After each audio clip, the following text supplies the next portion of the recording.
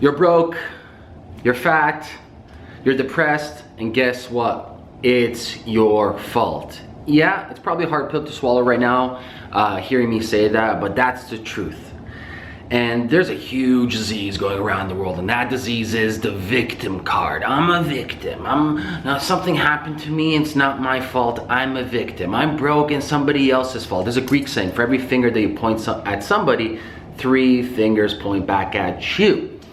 And I'm about to tell you something that may help you in life. It has certainly helped me in my past, because for a short period of time in my life, I used to play that victim card as well, where I looked at everything going wrong in my life. I blame other people or organizations or the government or whoever the fuck else I can blame except myself. And at the end of the day, if you want to become better at anything you do, whether that is if you want to have more money in your life, if you want to have a better relationship in your life, if you want to have a better spiritual relationship with yourself, it goes back to this one thing, and that one thing is taking extreme ownership at everything that you do in life. You own everything, and therefore you can't blame anybody for anything but yourself. I highly recommend that you go read Arthur Schopenhauer's paper on this. I think it's called Arthur Schopenhauer Morality. Beautiful paper. Joseph Campbell has a great summary about that. But going back to the extreme ownership thing is like, listen, if you're, say, broke in life, instead of you just saying, oh, it's the government fault or the educational system or there's not enough jobs, that's not really becoming in power of anything that you do, is it? Let's kind of break down into an actual scenario over here. So we're gonna play through Charlie, this guy I call Charlie. Figment of my imagination, Charlie. So we have Charlie over here. And Charlie, he just got fired from his job, he lost his house, he has no money, and guess who he starts blaming? He starts blaming the government, starts blaming the economy, starts blaming politics, starts blaming his friends, starts blaming his family all around him, and things start spiraling down and down and down until he looks up, he realizes, holy fuck, he's in a black hole, he's stuck and finger pointing at every single one. In that scenario, does it help Charlie to be pointing fingers at everybody but himself? No. It doesn't. How does that help you as a person to be pointing fingers at everybody else but yourself? As soon as you start playing the victimhood card, you delinquish the power that you have. You have no more power. Go read Viktor E. Frankl's book, A Man's Search for Meaning. It's going to transform your life. One of my top 10 books of all time. Doesn't matter if it's business or investments or mindset or spirituality. It just makes you think about perspectives and how the human mind is capable of so many different things. But going back to Charlie, okay? So it doesn't help Charlie to point fingers at that. In fact, he loses power. He has no more power in his life. He is powerless. He's there at the mercy of everybody else, and he's not proactive in life. He's actually subtracting from life because he's an energy vampire. Any single person that he's around, they don't want to be around with him because he's pointing fingers. He's negative. Nobody wants to be around with a negative vampire, these energy suckers. And that's why Charlie slowly starts noticing that his friends leave him. Maybe his wife leaves him. And at the end of the day, he realizes he's all by himself, collecting welfare, government government funds, whatever. And he's scratching his head wondering, how the fuck did I get here? And guess what? You know, a lot of people are like that right now. A lot of people are scratching their head and be like, how the fuck did I get here? And they continue in the vicious cycle, blaming other people. Let's flip that for a second. So imagine if Charlie, instead of blaming other people, started accepting responsibility for everything.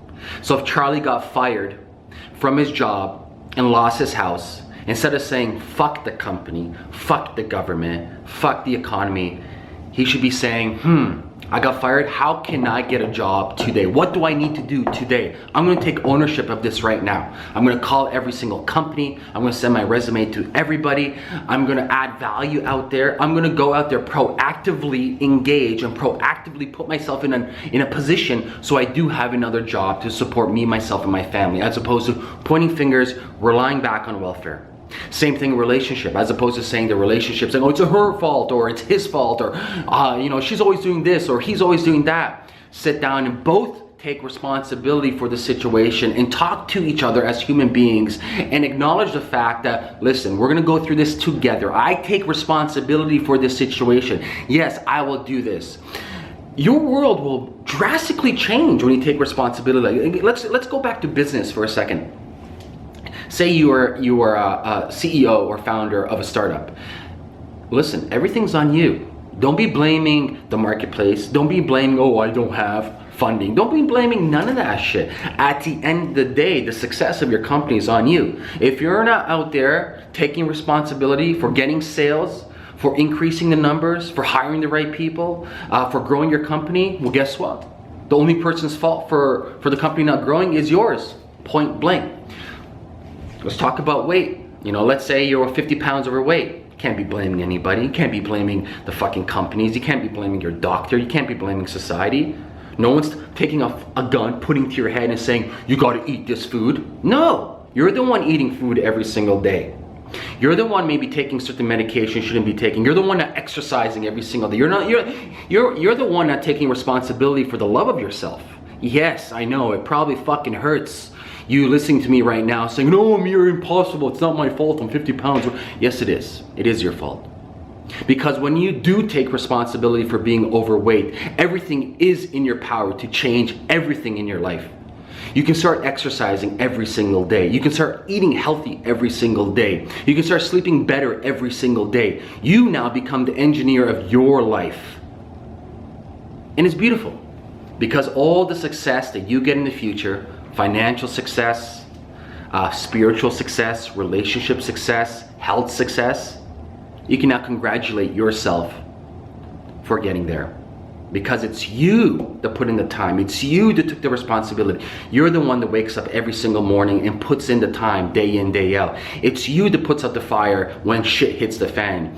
It's you that people rely on. It's you that have that mindset to continue forward and moving on and on and on and never blaming anybody, always accepting responsibility, accepting the fact that there's going to be obstacles in your way, always.